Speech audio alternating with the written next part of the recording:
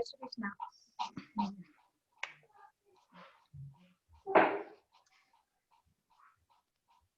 चलो कार्यक्रम की शुरुआत करें। करो करो सरोज भाभी, चालू करो। जय श्री कृष्ण। सुस्वागतम सुस्वागतम सुस्वागतम।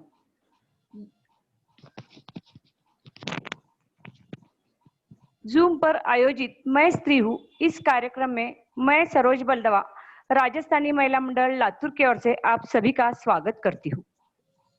हमारा मंडल सदैव कार्यरत रहता है। कोरोना जैसे वैश्विक महामारी जैसे संकट काल में भी मंडल ने जूम के माध्यम से कार्यक्रम लिए हैं। आगे भी हमारी मंडल के अध्यक्षा कांताजी बांगड़ तथा उनके टीम का भी और भी नए नए कार्यक्रम लेने का मानस है। इसी श्रृंखला को आज हम कार्यक्रम की आगे बढ़ाते हैं। आज के हमारे वक्ता औरंगाबाद निवासी तथा हमारे लातूर की ही बेटी, समाज हितैषी तथा परिपक्व विचारों की धनी रीना जी मानधन है। रीना जी का मैं तहे दिल से स्वागत करती हूँ। आइए हम कार्यक्रम को आगे बढ़ाते हैं। इस कार्यक्रम की प्रस्तावना करने हेतु मैं आमंत्रित करती हूँ रेखा जी खंडेलवाल को। रेखा जी।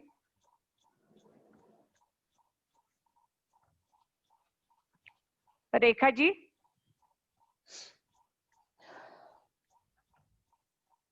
आवाज आ रही है? हाँ। जय श्री कृष्ण रेखा। जय श्री कृष्ण। आज के समारोह की प्रमुख अतिथि एक वक्ता रीना जी मानधना तथा बहनों, राजस्थानी महिला मंडल लातूर तथा लातूर जिले के सभी तालुकों में गत 30 वर्षों से राजस्थानी मंडल सामाजिक कार्य में कार्यरत है। महिलाओं का सर्वांगीण विकास लक्ष्य सामने रखकर प्रतिवर्ष अनेक उपक्रम लिए जाते हैं। बौद्धिक विकास पर अधिक महत्व दिया जाता है।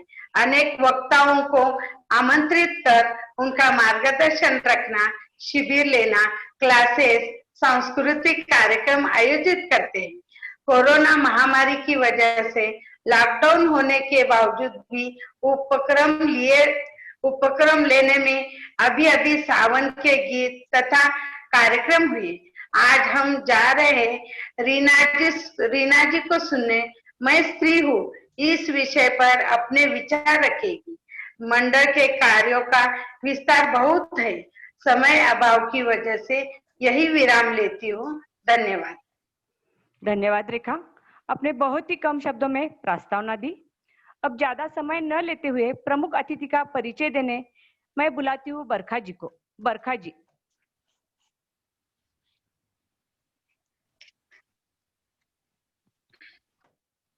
बरखा जी। जय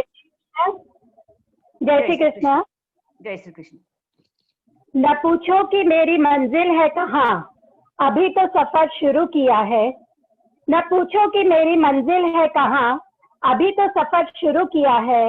हौसला है बुलंदियों पर, यह वादा किसी और से नहीं खुद से किया है। यही पंक्तियां आज हमारे वक्ता एडवोकेट रीना अंकुश जी मानधनी का परिचय है। लातूर के श्री गोविंद जी भांगड़िया व सौ निर्मला जी भांगड़िया की सुपुत्री रीना जी अपने आप में गागर में सागर समेटे हुए है। इनकी पढ़ाई गुजराती इंग्लिश स्कूल से हुई है। आगे इन्होंने बीकॉम की डिग्री ली। इन्होंने लॉ को अपना विषय चुना और एलएलबी और एलएलएम में पोस्ट ग्रेजुएशन किया। अध्ययन में इनकी रुचि यहीं खत्म नहीं हुई। आगे इन्होंने एनईटी और एसईटी भी किया। अभी ये water laws in India, emerging issues and concerns in a right based perspective इस विषय पर नांदेड़ यूनिवर्सिटी से पीएचडी कर रही हैं। रीना जी गत 20 वर्षों से डिस्ट्रिक्ट और सेशन कोर्ट औरंगाबाद में प्रैक्टिस कर रही हैं। इसके अलावा वे 2002 से मानिकचंद पहाड़ी लॉ कॉलेज औरंगाबाद में पीजी डिपार्टमेंट में असिस्टेंट प्रोफेसर के रूप में कार्यरत है। मानधनी से इनका ऑफिस ज्योति नगर औरंगाबाद में स्थित है, जिसमें ये अंकुश जी के साथ काम करती हैं। इन्होंने कई राज्य स्तरीय राष्ट्र स्तरीय और अंतर्राष्ट्रीय सम्मेलनों में भाग लिया है और 25 से अधिक लेख प्रकाशित किए हैं।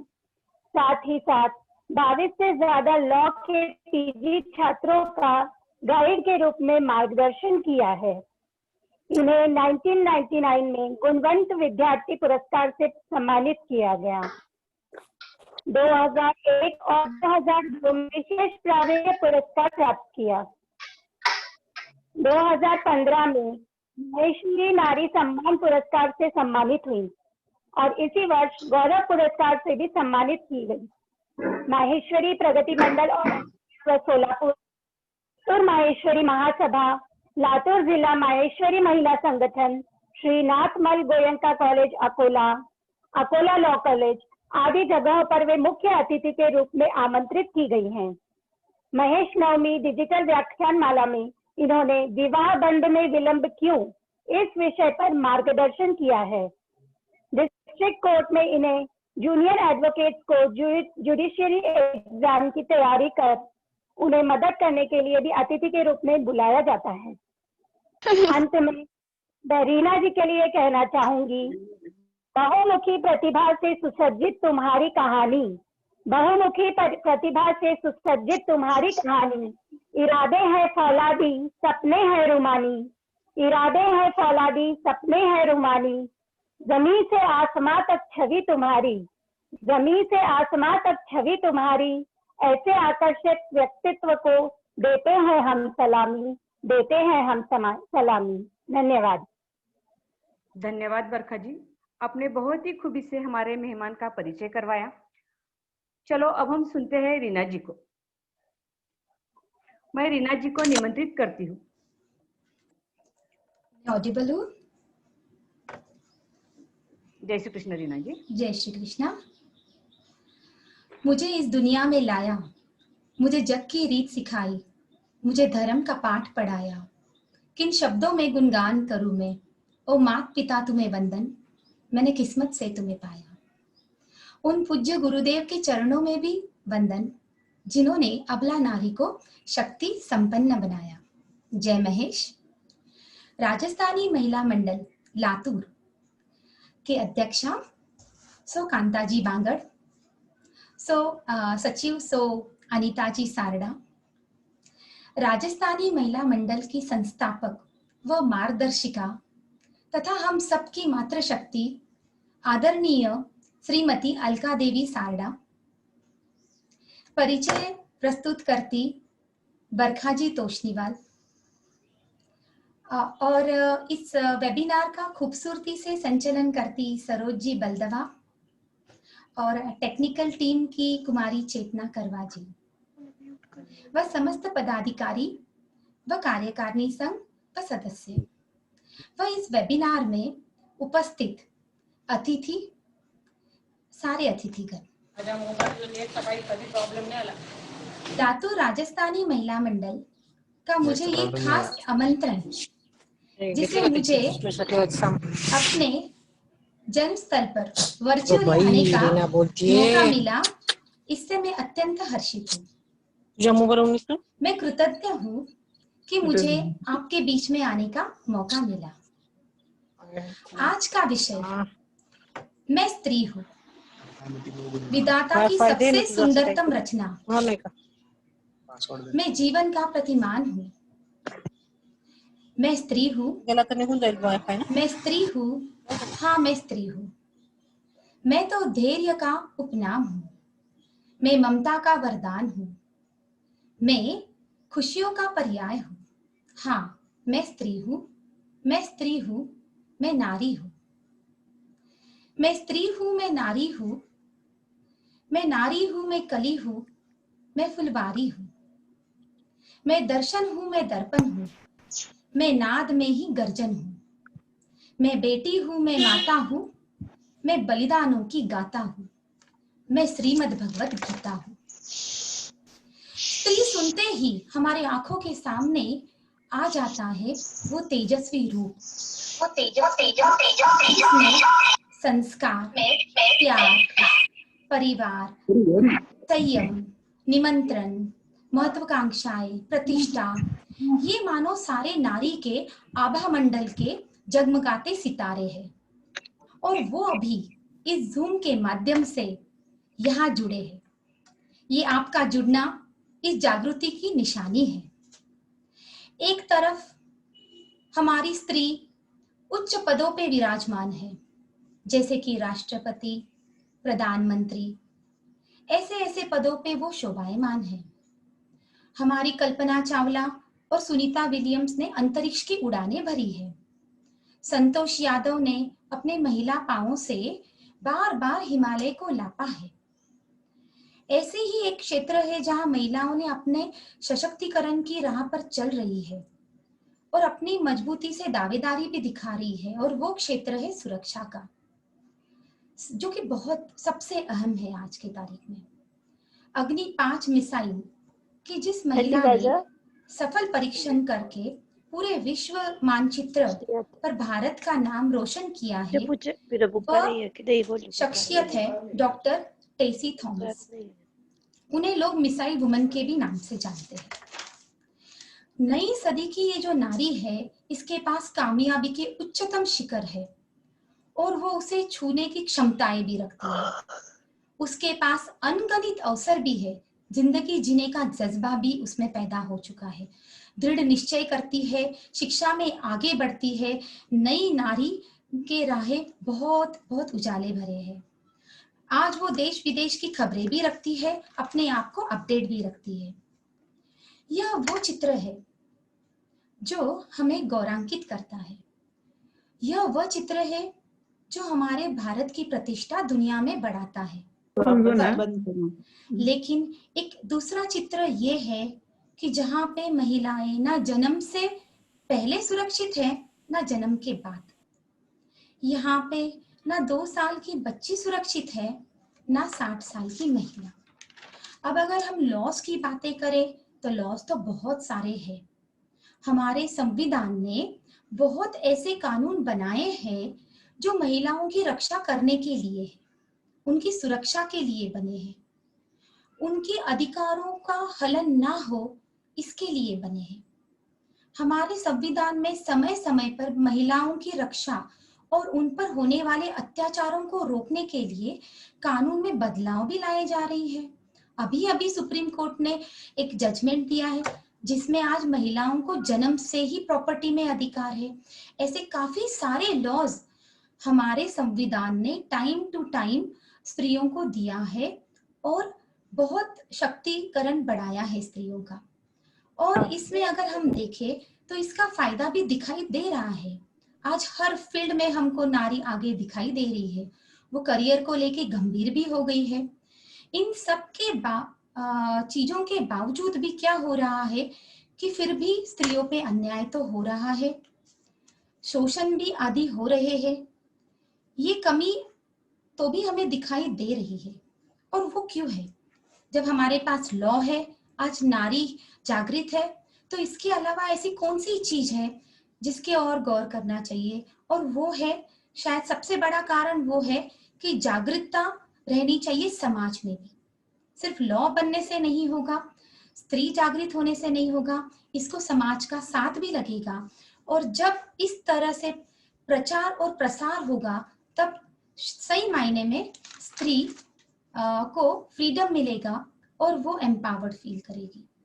अब एक शब्द हम अक्सर सुनते हैं, ये जो मैंने अभी बोला, वुमेन एम्पावरमेंट, जिसको बोलते हैं महिला सशक्तिकरण।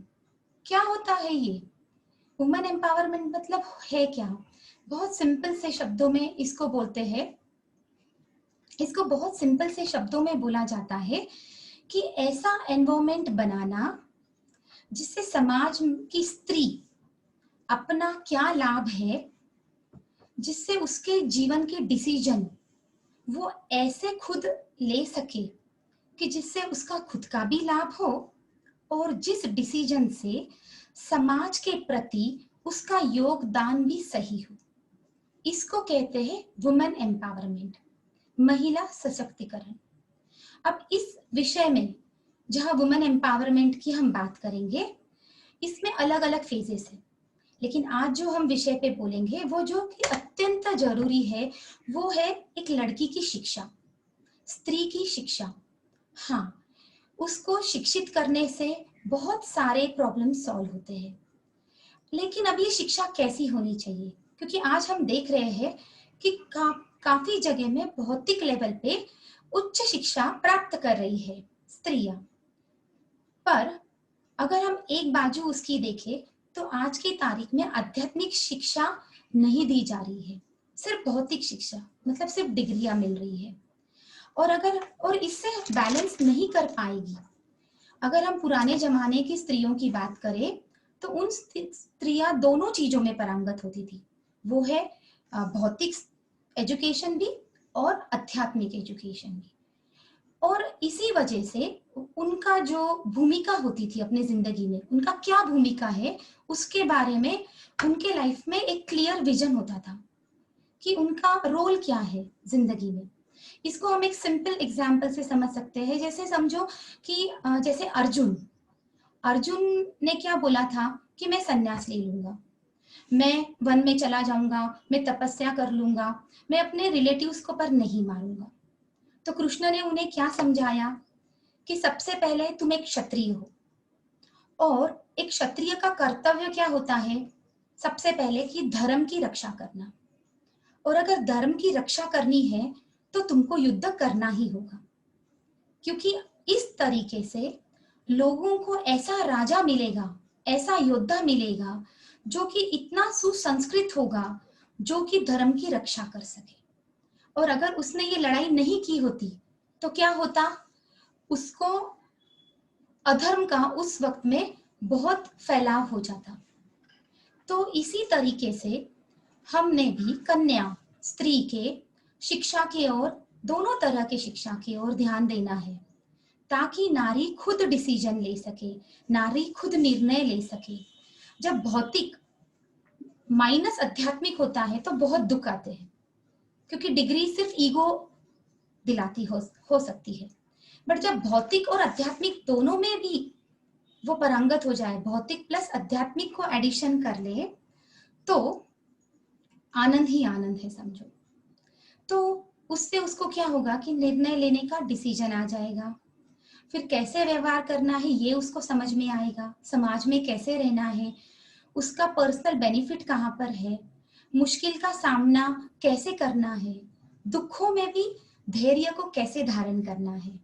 मतलब वो हर जगह में अपना फर्स्ट क्लास एफर्ट डाल सकती है और अपने कर्तव्य को अच्छे से निभा सकती है, ताकि वो भी आनंदी रहेगी तो सारा जग आनंदी रहेगा, क्योंकि वो आनंदी है तो परिवार आनंदी है, परिवार आनंदी है तो समाज, समाज है तो पूरी देश। तो इस तरह से इसको बोलेंगे हम रियल वुमेन एम्पावरमेंट। और एक चीज होती है वुमेन एम्पावरमेंट में जो बोली जाती है इक्वालिटी। इक्वालिटी मिलनी चाहिए, समानता का अधिकार मिलना चाहिए, पुरुष और स्त्री को समान अधिकार मिलना चाहिए। इसके ऊपर भी चर्चाएं होती है आमतौर पर। जहां तक इक्वालिटी की अगर हम बात करें, समानता की जहां तक हम बात करें, तो वेदों में जो हमारे वैदिक संस्कृति है उसमें स्त्रियों को बहुत सम्मान दिया जाता था।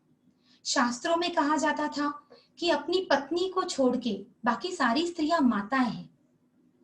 तो इस तरीके से एक भूमिकाएं स्पष्ट कर दी जाती थी हमारे वेदों में। तो अपने देश में लेकिन हम लोग क्या देखते हैं अभी आज के समाज में, आज के टाइम में हम क्या देखते हैं, बेटा और बेटी कैसे जाने जाते हैं, पापा के नाम से जाने जाते हैं या फिर सरनेम से जाने जाते हैं। लेकिन अगर कुछ ही टाइम पहले की हम बात करें, जैसे महाभारत के समय की बात कर लो, तो क्या होता था कि अर्जुन को जाना जाता था कुंती पुत्र के नाम से, फिर गांधारी का पुत्र था दुर्योधन, फिर भगवान श्री कृष्ण को भी जाना जाता था यशोदा नंदन, देवकी नंदन।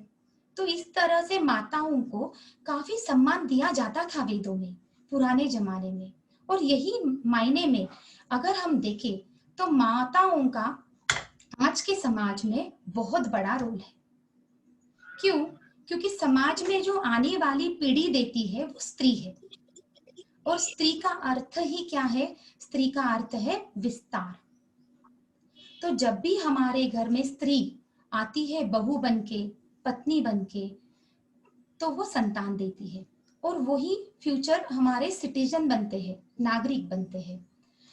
तो देखने की बात यह है कि भारत को भारत माता बोलते हैं, ना कि भारत पिता। तो हम भी अपने इस तरीके के संस्कार हमारे बच्चों में डाल सकते हैं, जहाँ पे कि हम अक्सर एक शब्द बोलते हैं अपने घर में जाने अनजाने में, वो होता है कि लड़कियों की तरह मत रो, क्या तू लड़की की तरह रो रहा है, ऐसा हम अपने बेटे से कहते हैं। लेकिन क्या हम उसके जगह ये नहीं कह सकते कि किसी बेटी को ना रुलाए, लड़की को कभी नहीं रुलाओ। अब जैसे निर्भया का केस ही ले लो, उस टाइम में सारी माँ, काफी लोगों ने तो अपने पढ़ाई में से बच्चियों को घर पे बुला लिया। कुछ लोगों ने ये भी बोला कि सातच्या आत घरात वाला, कि बाहर नहीं जाओ 7 के बाद। बेटियों को बहुत कुछ समझाया। उसी वक्त माता का ये भी काम है कि बेटों को भी समझाए कि तुम ऐसा काम ना करो, तुम इनमें से एक ना बनो। तो इस तरीके से अगर हम देखें तो माताओं का रोल बहुत ही पावरफुल है। वो ऐसी संस्कार दे सकती है अपने बच्चों का, ऐसे पालन पोषण कर सकती है, और इस तरीके से भविष्य की अगर हम कल्पना करें तो बौद्धिक स्तर पे बहुत उन्नति हो सकती है। और सिर्फ स्त्री ही नहीं, यहाँ पे स्त्री पुरुष दोनों भी जरूरी है, जहाँ पे समाज फैमिली की उन्नति हो सकती है। कभी कभी लेकिन एक चीज है जो आम सुनने में मिलती है, बोला जाता है कि वुमेन एम्पावरमेंट के वजह से काफी सारे डिवोर्सेस हो रहे हैं, क्योंकि महिलाएं फाइनेंशियली इंडिपेंडेंट हो रही है, इस वजह से काफी झगड़े हो रहे हैं। तो ये बात अगर हम देखें तो सही मायने में सही भी नहीं है, लेकिन इसको अगर हम गौर से समझे तो होता क्या है कि बहुत बार ईगो प्रॉब्लम्स आ रहे हैं, या फिर हम लोग बोल सकते हैं कि पति पत्नी को वार्तालाप करने के लिए वक्त नहीं मिल रहा है, या फिर वक्त की कमी है, या फिर गलत फहमियां है, या फिर इसका एक रीजन भी हो सकता है, वो है एकल फैमिली। आजकल न्यूक्लियर फैमिली का फैशन आ गया है, तो ये भी एक रीजन हो सकता है इन सब चीजों के पीछे। जैसे समझो पहले के जमाने में बड़े बुजुर्ग होते थे घरों में, तो कुछ छोटी बड़ी अनबन में बड़े बुजुर्ग काफी सारा संभाल लेते थे। लेकिन आज की वो तारीख में जहाँ ये हम दो हमारे दो वाला कंसेप्ट होता है, वहां पे जहाँ बड़ों की कमी होती है, हो सकता है कि वहां पे इस तरह की गलतफहमियां या फिर इस तरह का डिवोर्स रेट भी बढ़ गया है। और अगर हम लोग नारी शक्ति की बात करें तो होता यही है कि हम लोग एक तरफ बोलते हैं कि हमारा भारत बहुत आगे बढ़ गया है, लेकिन क्या हमने कभी सोचा है कि क्या भारत आगे बढ़ गया है सही मायनों में? क्या लोगों की सोच ने भी तरक्की कर ली है? क्योंकि एक तरफ हम बेटियों को पढ़ाना नहीं चाहते, और एक तरफ होता ऐसा है कि कहीं कहीं पे ऐसे होता है कि जब समझो फॉर एग्जाम्पल हम लोग डॉक्टर के पास जाना है किसी को अपने बीवी को लेके, तो वो क्या करेगा, वो ढूंढेगा कि कोई लेडी डॉक्टर चाहिए उसको, जबकि वो अपनी बेटी को पढ़ाना भी नहीं चाहता। तो हमारे विचारों को कहीं ना कहीं बदलने की जरूरत है। कुछ समय पहले मुझे भी किसी ने ऐसे बोला था जब मैं पढ़ रही थी, मुझे आज भी याद है कि तेरे पेरेंट्स तुझे इतना पढ़ा तो रहे हैं, इतना LLM कर तो रही है, लेकिन आखिर करना क्या है, चूल और मूल तो है। बट इस तरह से नहीं कि डिग्री लिया है तो सिर्फ जॉब ही करेगी, डिग्री है मतलब कुछ और ही। डिग्री मतलब जब एजुकेशन लेती है दोनों तरीके से, तो आप एक अच्छा भविष्य निर्माण करती है, खुद का, फैमिली का, समाज का, अपने बच्चों का। काफी जगह में हमको ये एजुकेशन काम आता है। बोलने को तो काफी कुछ बोलते हैं लोग, जैसे काफी लोग बोलते हैं कि औरतों की लंबी जबान होती है, इस बात का शिकायत करते हैं, लेकिन क्या कोई गूंगी लड़की से शादी करने को तैयार हो सकता है? तो इस तरह की चीजें समाज में अक्सर होती है, तो कहीं विचारों की भी चेंज करने की जरूरत है, बोल सकते हैं। कुछ कुछ जगह तो ऐसा देखा जाता है कि बेटे का 21 साल का होने तक फ्रिज, टीवी, बेड, ये सब चीजें घर में नहीं लेते हैं, क्योंकि उसकी शादी का इंतजार कर रहे होते हैं। तो ऐसा अगर हमारे देश में चलता रहा और हम कहते हैं कि भारत आगे बढ़ रहा है। फेसबुक के फाउंडर है, सब जानते होंगे, मार्क जकरबर्ग। उनके बारे में पता है, उनके घर जब उनकी बेटी पैदा हुई, उन्होंने अपने 99% अपना जो प्रॉपर्टी है वो दान कर दिया। और आप सोच सकते हैं अपने देश की व्यथा क्या है। जैसे ही बेटी पैदा हो जाती है, बाप दहेज को समेटने में लग जाता है, जोड़ने में लग जाता है, अपनी गंजी तक पहनना छोड़ देता है। तो ये सभी रिवाजों से हमको कहीं ना कहीं बाहर निकलना होगा। और क्योंकि सोचिए कि हम ये सब कुछ क्यों करते हैं, इन सब चीजों में कहीं ना कहीं दिखावा होता है। लेकिन सोचने की बात ये भी है कि किसी के दिखावे से शायद हमें खुशी नहीं होती, और शायद हमारे दिखावे से भी किसी को खुशी नहीं होती होगी। तो हम इन दिखावों में जाने के जगह अपने बच्चों के संस्कार को इतना मजबूत करें कि वो पास हो या फेल हो, वो समानता में चले। क्योंकि इसका हम लोग रिसेंट का ही एग्जाम्पल ले सकते हैं, जैसे कि जो सुशांत सिंह है उसमें हुआ कि वो दुख हो या जो भी कोई चीज हो, वो घटना को बच्चे संभाल नहीं पाते हैं। तो हर बार सिर्फ पास होना ये नहीं, फेल में भी अपने आप को कैसे संभाले रखना, हर सिचुएशन का धैर्य से कैसे मुकाबला करना, इसके लिए माता अपने बच्चों को जरूर शिक्षित कर सकती है। और हम स्त्रियों में काफी ताकत होती है। हमारे इतिहास के अगर आप पन्ने देखोगे तो कई तारीखों से ऐसे भरे हुए हैं जहां स्त्रियों ने दुनिया को बदल दिया है। जैसे कि झांसी वाली रानी का ही एग्जाम्पल ले लीजिए ना, जिसको बोलते थे खूब लड़ी मर्दानी, वो तो झांसी वाली रानी थी। लेकिन किस चीज के लिए लड़ाई की थी उसने, क्या कभी गौर किया? उसने अन्याय के खिलाफ लड़ा था। पर आज के समाज में हमें देखने क्या मिल रहा है कि झगड़े सबसे ज्यादा कहाँ हो रहे हैं? तो आपस में हो रहे हैं, पति पत्नी में हो रहे हैं। तो हमें आपस में नहीं झगड़ना है, हमें तो संकटों से झगड़ना है, हमें तकलीफों से झगड़ना है। हमें अपने परिवार के साथ, अपने बच्चों के साथ, अपने पति के साथ मिलकर संकटों का सामना करना है। पर आज हो क्या रहा है, आज के समय में जिस चीज से झगड़ा करना चाहिए वो घर के बाहर है, और झगड़ा कहाँ हो रहा है? तो घर में हो रहा है, घर के अंदर हो रहा है।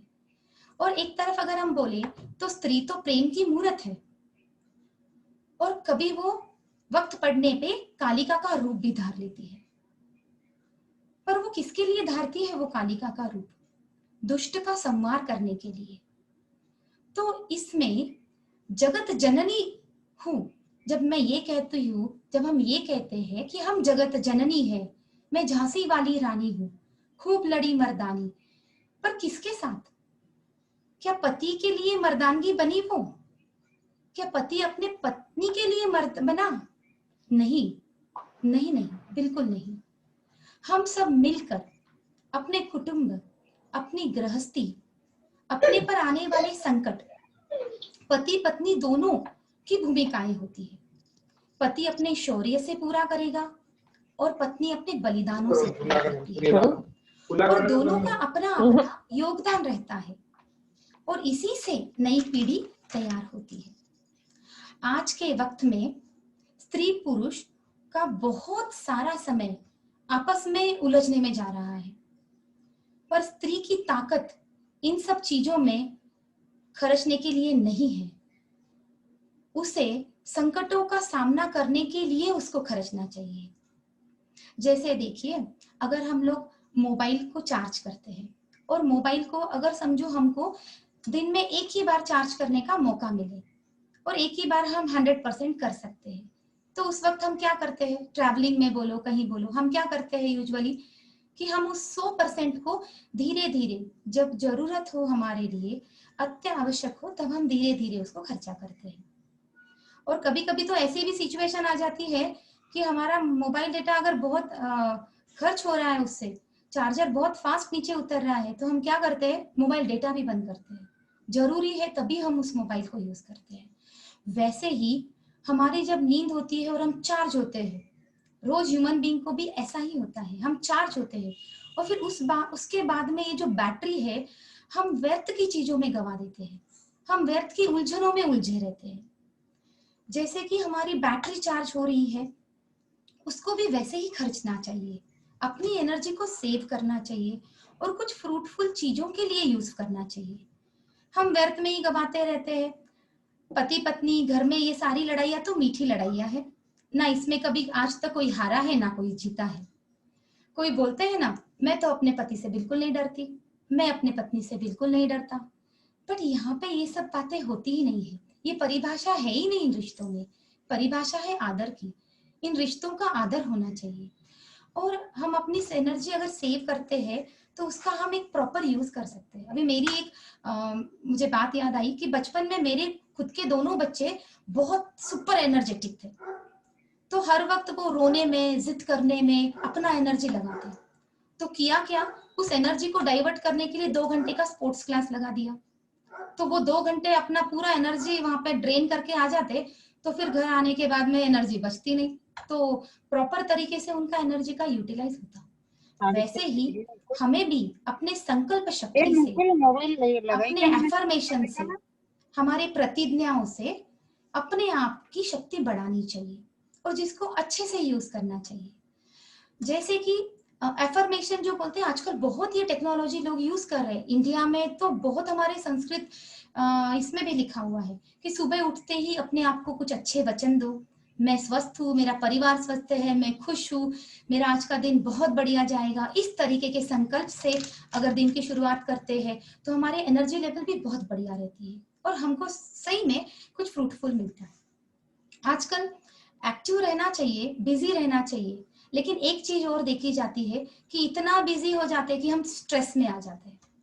तो इतना भी बिजी नहीं होना चाहिए। हर एक ने अपने क्षमता के हिसाब से, अपने फैमिली की जिम्मेदारी के हिसाब से ही बिजी होना या एक्टिव होना चाहिए। कभी कभी हम लोग एक चीज के लिए बोलते हैं कि बहुत काम है, बहुत टेंशन है, बहुत सारी जिम्मेदारियां हैं, लेकिन काम को कभी भी स्त्री ने जिम्मेदारी बोझ समझ के नहीं लेना चाहिए और इन सब चीजों में उलझना भी नहीं चाहिए। इसके अलावा हम लोग एक कर सकते हैं कि ये जो काम है इसको हम पॉजिटिव ले सकते हैं कि ये मेरी ड्यूटी नहीं है, ये मेरी सिर्फ जिम्मेदारी नहीं है, ये मेरे अपने हैं, इसके लिए मैं क्या कर सकती हूँ, मेरा रोल क्या है। ये इस तरीके की भावनाएं जब हम डालते हैं तो वो काम भी हमको काम नहीं लगता है और हम कमल के तरह रहते हैं, हमेशा खिले हुए, भले कितनी अड़चने, भले कितने संकट क्यों ना आए। तो हर बात में और एक चीज आम तौर पे स्त्रियों में देखी जाती है, वो है डर। काफी डरती है, काफी सोचती है कोई भी चीजों के पहले, कहीं ये ना हो जाए, कहीं वो ना हो जाए। लेकिन क्या आपने कभी गौर किया, अगर अपन जिंदगी की हर बात को अगर हम याद करें, रिवाइंड करें, तो जितनी चीजें हमने सोची, जितने चीजों में हम डरे, वो चीज सही में होती नहीं है। क्योंकि जो चीज हम सोचते हैं वो होती थोड़ी ना है, लेकिन हम बेवजह ही डरते हैं। तो ये डर जो चीज है, इससे भी हमें थोड़ा दूर रहना चाहिए। हर बात में ज्यादा विचारों से भी हम डर जाते। ऐसा भी होता है, बोलते हैं कि मैं तो बहुत अच्छी हूँ, बहुत, लेकिन भगवान अच्छे लोगों को पता नहीं क्यों तकलीफें देता है। ये भी डायलॉग हमेशा सुनने मिलता है। लेकिन क्या हम इस बात को ऐसे ले सकते हैं कि भगवान का यही तरीका है कि उसका अपना बेस्ट उसको वर्जन बनाना है और वो हमसे बनाना चाहते होंगे। इसके लिए तो बेस्ट एग्जाम्पल लातूर में शाहू कॉलेज का है। शाहू कॉलेज 90%, 98% वाले स्टूडेंट्स को लेके बाद में 100% वाले क्वालिटीज के आज लातूर पैटर्न स्टेट में, नेशनल में फेमस है। तो इस तरह भी भगवान ने हमें वो क्वालिटी देखी है। तो हम इस तरह से बातों को मोड़ सकते हैं। और जैसे सोना तकता है, जैसे उसको काफी मार पड़ती है, तभी तो डिजाइनर ज्वेलरिया बनती है ना। तो हर बात को लाइफ में अनुभव समझ के, बोल के ले और आगे बढ़ना चाहिए। याद रहे, एक चीज है, जिस दिन हम अपने लाइफ की स्टोरी किसी को बता रहे हैं और तभी हमारे आंखों में अगर बिल्कुल भी आंसू ना आए, तो समझ जाना चाहिए कि हम अपने अतीत से छूट चुके हैं, हम हील हो चुके हैं। और ये बहुत जरूरी है। जैसे समझो हमारी लाइफ एक डायरी है और एक पेज पे एक दिन है और उसमें 24 लाइनें, 24 घंटे है। अगर हम कल की बात करें और उसमें कुछ आज की तारीख में लिखना चाहे तो वो लाइनें ऑलरेडी कंप्लीट हो चुकी है। लेकिन आज, जैसे अभी 4 से 5 में आप इस लाइन में ये वेबिनार लिख रहे हो, 5 के बाद का टाइम जो अभी पूरी जिंदगी बची है, इनको सुनहरे अक्षरों में लिखने का हमारे पास बहुत सारा वक्त है। पर हम क्या करते हैं, पीछे की बातों में उलझ जाते हैं। अगर हम लोग मोबाइल की बातें कर ले तो सबके पास स्मार्टफोन है। तो हम भी तो भगवान के बनाए हुए वो स्मार्टफोन है। अगर भगवान ने हमको बनाया है तो हम भी कितने स्मार्ट होंगे। तो वो स्मार्टफोन में क्या आज भी जिस तारीख को हमने व्हाट्सएप या सब कुछ डाला था, कि आज हमारे पास वो सारे मैसेजेस है? नहीं। कुछ गिने चुने हम लेते हैं जो बहुत जरूरी है, जिससे हमको कुछ प्रेरणा मिली, और बाकी दुख के बिना बेवजह के हम उसको डिलीट मार देते हैं। वैसे ही हमने अपने जिंदगी में बेवजह की चीजें जो हमने संभाल के रखी है कहीं ना कहीं, उनको निकाल देना चाहिए, उनको डिलीट करना चाहिए, उन्हें डिलीट करने की कोशिश करना चाहिए, व्यर्थ में उन्हें नहीं संभालना चाहिए। और हम लोग क्या करते हैं, हम लोग दोष देते हैं। हमारा बहुत कॉमन पैटर्न है, हम लोग दोष मर देते हैं, किसी के भी सर दोष मर देते हैं। ऐसा नहीं होता मेरी जिंदगी में, मैं बहुत सीखती लेकिन मुझे सिखाया नहीं, मैं ये करती लेकिन मेरा ये हुआ नहीं। तो हम ये दोष किसी और के सर पे मोड़ के उसका उत्तर ढूंढने की कोशिश करते हैं, क्योंकि हर चीज हम सोचते हैं वैसे नहीं होती, और फिर हम उसके लिए किसी और को जिम्मेदार ठहरा देते हैं। और अगर ऐसे ही जिम्मेदार ठहराना रहता तो जो श्री राम प्रभु जी है, उनके जीवन में जब सीता का हरण हुआ तो वो फिर दोष मर देते कैकेयी के सर पे। क्या बोलते कि ना ही वो हमें वन में भेजती, ना ही सीता का हरण होता, तो देखो सारा कुछ दोष उन्हीं का है। पर उन्होंने ये नहीं किया, उन्होंने इन चीजों से कुछ पॉजिटिव निकाला। क्या? इससे तो रामायण घटी, और इससे सीता राम दोनों ने, श्री रामचंद्र ने ऐसे हाईएस्ट स्टैंडर्ड बनाए, जिसको आदर्श स्थापित किए कि ऐसे भी हमारे युग में कुछ लोग महापुरुष होके गए। तो वैसे ही हमें ये देखना है कि शायद बहुत कुछ हम चाहते हैं, लेकिन हर कुछ होना जरूरी नहीं है, और वो नहीं हुआ तो कोई और जिम्मेदार नहीं है हमारी जिंदगी में, हम खुद जिम्मेदार हैं। क्योंकि एक चीज हम सोच सकते हैं ना, एक चीज हमेशा याद रखें कि हमको देख के काफी लोग कुछ ना कुछ सीख रहे हैं। तो हर वक्त हम अच्छा कर रहे हैं या बुरा कर रहे हैं, ये करते हुए जरूर देखें कि हमको देख के काफी लोग कुछ कुछ सीख रहे हैं। किसी लोगों के हम आदर्श भी होंगे। मेरे खुद की, मेरी मम्मी, मेरी माता, मेरे मम्मी जी, मेरे सासू माँ बहुत आदर्श है। मैं उनको देख देख के ऑब्जर्व करती हूँ, अध्यात्म क्या है, जिंदगी क्या है, सहनशीलता क्या है। तो इस तरह से हर बात में हमें सोचना चाहिए, और हर बात में ये सोचना चाहिए कि हर बात हमारे हाथ में नहीं है, कुछ उस विधाता का भी कुछ रोल होगा जरूर, है ना। जैसे कि एक सिंपल सी बात बताती हूँ आपको। एक महोदय थे और वो कहीं प्रवचन सुन रहे थे, और प्रवचनकर्ता ये बताते हैं कि हमारे हाथ में तो कुछ नहीं है, जो भी है वो सर्वशक्तिमान के हाथ है। तो उनको वो बात अच्छी नहीं लगती, वो कहते हैं ऐसे थोड़ी ना है, अब जब मैं ठान लूंगा तो मैं करूंगा। तो बोले कभी ऐसा होता है कि हम सोचते हैं, उसके लिए प्रयास भी करते हैं, बट बाकी उसके हाथ में है। तो बोले वो व्यक्ति तुरंत क्या करता है, शपथ लेता है कि आज मैं व्रत करूंगा, और देखते हैं इस व्रत को कौन तोड़ेगा। भगवान भी नहीं तोड़ पाएंगे क्योंकि मैंने संकल्प कर लिया है। और फिर वो व्रत का संकल्प लेके वहां से निकल जाता है। जब वो राह से जा रहा होता है तब उसको काफी मिठाइयों के शॉप से इनडायरेक्ट इन्विटेशंस आ रहे हैं, खुशबू आ रही है, तो उसका मन कहीं ना कहीं ललचा रहा है। तो वो फटाक से घर पहुंच जाता है। घर में भी कुछ इसी तरीके की चीजें हो रही है, किचन से खुशबुएं आ रही है। फिर वो सोचता है नहीं, मुझे यहाँ से बच के कहीं और सेफ जगह में जाके रहना चाहिए। तो वो क्या करता है, जाके जंगल में रहता है। जंगल में एक पेड़ के नीचे विश्राम करता है कि बस अब मेरा ये संकल्प कौन तोड़ सकता है, देखते हैं। और होता यह है कि जंगल में कुछ समय व्यतीत होने के बाद में शेर की गर्जना की आवाज आती है, और तभी वो डर जाता है। वो सोचता है ये खाने के चक्कर में मैं तो किसी का खाना ना बन जाऊंगा। तो वो तुरंत पेड़ के ऊपर चढ़ जाता है। और उतने में होता क्या है कि दो मुसाफिर वहां से आते हैं, और वो अपना डब्बा खोल के वहां पे खाना खा रहे होते हैं। लेकिन उन दोनों भी जो व्यक्ति है, जो मुसाफिर है, उनको भी उसी तरीके की आवाजें आती है शेर की। तो वो दोनों व्यक्ति वहां से घबरा के वो टिफिन वहीं छोड़ के भाग जाते हैं। अब फिर से वो टिफिन उसको मोहित कर रहा है, लेकिन उसका संकल्प है चाहे कुछ भी हो जाए, भगवान चाहे कुछ भी चाहे, मैं नहीं होने दूंगा। इस तरीके से भगवान इनविटेशन दे रहा है मुझे, देखो कैसा डब्बा खुद चल के आ गया है। तो इस तरह की चीजें सोच के भी अपने मन को नियंत्रण में ला लेता है। तभी उसी क्षण वहां से कुछ डाकुओं की टोली गुजर रही होती है, और डाकू और कुछ सरदार वहां पे, डाकू और एक सरदार उनका आ जाता है।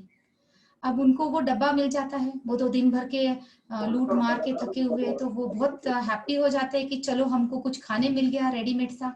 शंका भी होती है उनके दिल में कि किसने हमारे लिए ऐसा खाना वाना परोस के रख दिया है। तभी किसी की नजर उस पेड़ पे बैठे उस व्यक्ति की तरफ जाती है, तो उस व्यक्ति को नीचे बुला के बोलते हैं, भाई तूने हमको जहर मारने के लिए, जहर से मारने के लिए ये सब कुछ प्लान रचा है, ताकि हमने लूटा हुआ तू पूरा लूट ले। तो हम तो ये खाना तू चखे तभी हम तुझ पे विश्वास करेंगे कि इसमें तूने जहर नहीं डाला है। वो इतना उनको बोलता है लेकिन वो उसकी बात नहीं सुनते। 4 डाकू 4 तरफ से उसको पकड़ के उसका मुंह में निवाला डाल देते हैं।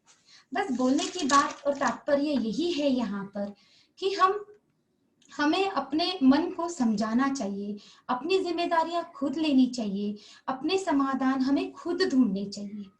आज के समय में क्योंकि नारी काफी मल्टीपल रोल्स कर रही है, आज वो फैमिली का काम भी देखती है, समाज का काम भी देखती है, नौकरी भी करती है।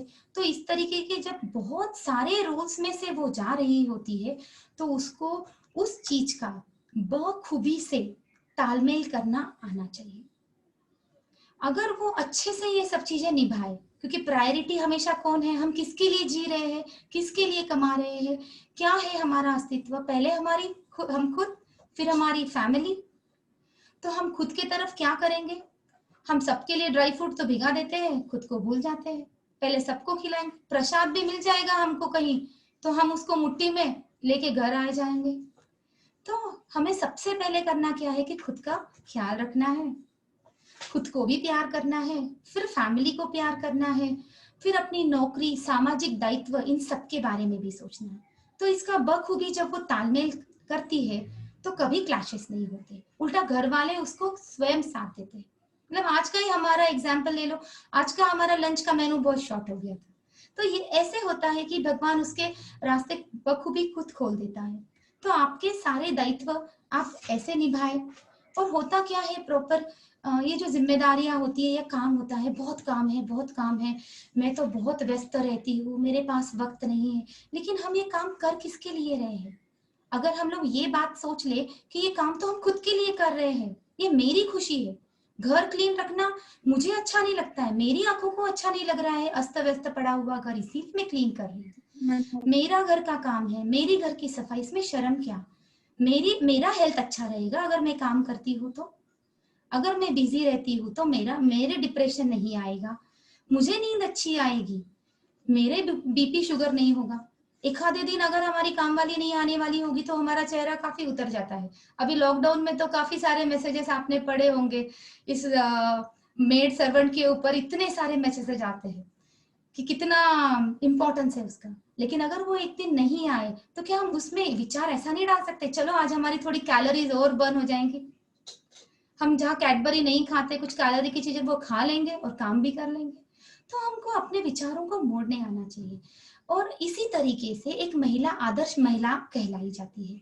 देखा जाता है कि महिलाएं, वही मैं जो अभी कह रही थी कि हर वक्त कहती रहती है मैं व्यस्त हूँ, मैं व्यस्त हूँ, मेरे पास वक्त नहीं है, पर वो सही में व्यस्त नहीं होती, वो अस्त व्यस्त होती है। यही है उसका उत्तर। अगर सुबह से अगर हमारी एक दिनचर्या हो, अगर एक हम प्रॉपर टाइम मैनेजमेंट से चलती है तो ये सब नहीं होता। अगर सुबह ही, आज के तारीख में अगर सुबह ही हमारी 8-9 बजे से हो रही है तो आधा दिन तो वहीं खर्च हो गया, तो फिर बचा क्या? होता क्या है कि खुद की भी जिम्मेदारी पूरी नहीं कर सकती, खुद भी वॉक नहीं कर सकती, खुद भी एक्सरसाइज नहीं कर सकती, परिवार का ही खुद पूरा नहीं काम कर सकती, तो फिर देश और समाज और ये सब की बातें तो उसको भूली जानी होगी। तो इसी तरीके से अब उसमें पोटेंशियल है, हम में पोटेंशियल है, स्त्रियों में वो है, तो तभी तो उसको जगत जननी कहा गया है। बस हम भूल चुकी है कि हम में वो ताकत है। तो जैसे कि सब जानते हैं कि अगर हमारे देश की आज हम संख्या की बात करें तो कितना है, 49% पॉपुलेशन हमारे देश का स्त्री है। लेकिन अगर हम लोग मिनिस्टर्स की बात करें तो सिर्फ 80 मिनिस्टर्स है आज की डेट में हमारे देश में वुमेन। क्यों? आज भी हमारा देश पुरुष प्रधान देश है। और अगर हम इसके साथ में एक कंट्री को अगर तुलना करें, जैसे कि यूरोप कंट्री, जहाँ पे कि आज 40 से 50% स्त्रियां मिनिस्टर्स है, वो भी पहले कभी पुरुष प्रधान देश हुआ करता था, पर आज वो क्या हो गया है, स्त्री प्रधान देश हो गया है। और हमारा देश भी क्या हो रहा है कि धीरे धीरे धीरे हम भी स्त्री प्रधान की ओर बढ़ ही रहे हैं, क्योंकि नारी आज अबला से सबला का रूप धारण कर रही है।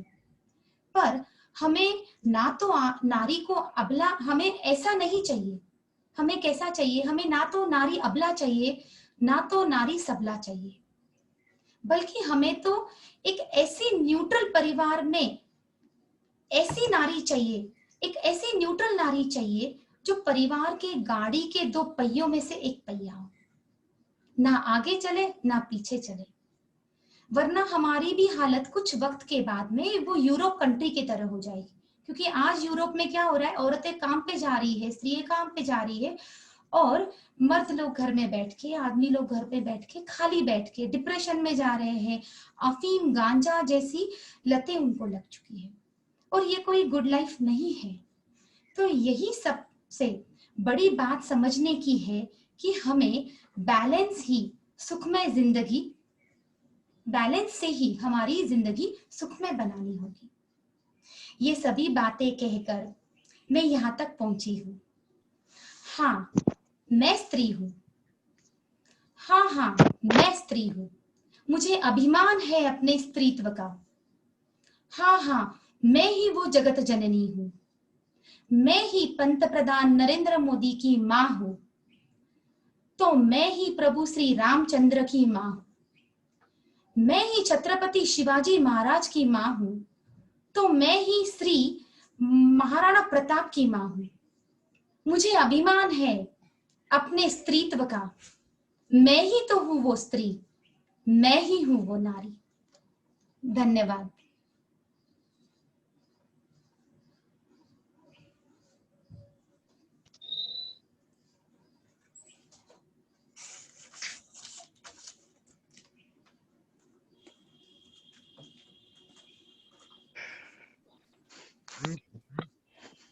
रीना जी। जी जय श्री कृष्णा। जी, जय श्री कृष्ण। मैं कांता जी बांगड़ बात कर रही हूँ। जी कांता जी। हाँ, बहुत ही बढ़िया। हमारी बिटिया रानी का सुन के हमारे को बहुत ही अच्छा लगा। जी धन्यवाद। मैं भी बहुत हर्षित हूँ आप सबके बीच में आ जाके। अनम्यूट कर सरोज, तेरा माइक अनम्यूट कर। बोलो। रीना, मैं रवि की मम्मी बोल रही हूँ। जी जय श्री कृष्ण आंटी जी। हाँ, जय श्री कृष्णा। आप करिए। बहुत ही बढ़िया, बहुत ही अच्छा बोला। जी धन्यवाद आंटी जी। हाँ, धन्यवाद रीना जी। लगा। आपने बहुत ही सुंदर मैं स्त्री हूँ इस पर प्रबोधन किया। हम सब ये जानते हैं, लेकिन उस एंगल को रीना जी ने हमें बहुत ही अच्छी तरह से समझाया है।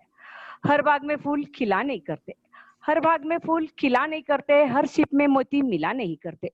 ये तो राजस्थानी समाज की मेहरबानी है हम पर, वरना आप जैसा वक्ता मिला नहीं करता, वरना आप जैसा वक्ता मिला नहीं करता।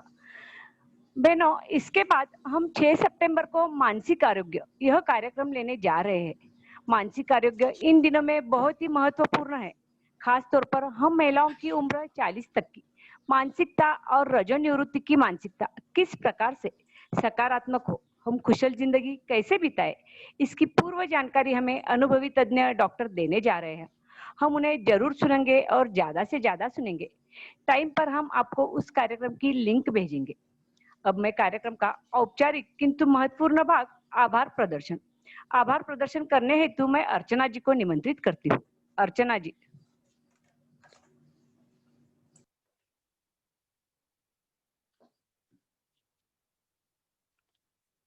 अर्चना जी।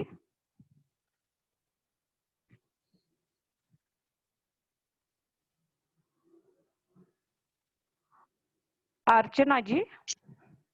जय श्री कृष्ण। हाँ अर्चना, आभार प्रदर्शन। सभी को जय श्री कृष्ण। नई टेक्नोलॉजी अपनाकर जो बहनें हमारे साथ जूम में जुड़कर कार्यक्रम की शोभा बढ़ाई, उन सभी बहनों का मैं हार्दिक धन्यवाद करती हूँ। कार्यक्रम में सुसूत्रता लाने वाली हमारी सहेली सरोज बलदवा का मैं धन्यवाद करना चाहती हूँ। रीना जी का परिचय सुंदर व सहज रूप में प्रस्तुत करने के लिए मैं बरखा जी तोशनीवाल का धन्यवाद करना चाहती हूँ। रेखा जी खंडेलवाल ने सुंदर प्रस्तावना प्रस्तुत की, उनका भी धन्यवाद। रीना जी से मिलाने के लिए हमारी विश्वस्त अलका जी सारडा, उनका धन्यवाद। और दिल से धन्यवाद करना चाहती हूँ रीना जी मानधने का, जिन्होंने हमें सही मायने में महिला सशक्तिकरण क्या है इसका अर्थ बताया। आपने रिश्तों की परिभाषा नई तरीके से समझाई। रीना जी, आपने हमें खुद से नए तरीके से मिलवाया है, स्त्रीत्व का नया पहलू बताया है। आपका बहुत बहुत धन्यवाद। धन्यवाद अर्चना जी। आखिरी में कार्यक्रम की डोर जिसके हाथ में है, उस चेतना करवा का भी बहुत बहुत धन्यवाद। धन्यवाद अर्चना जी। मैं फिर से याद दिलाती हूँ, कोरोना का संदेश है, घर पर रहे, सुरक्षित रहे। इसी के साथ हमारा आज का कार्यक्रम यहीं पर समाप्त होता है। धन्यवाद। धन्यवाद रीना, बहुत अच्छा बढ़ा।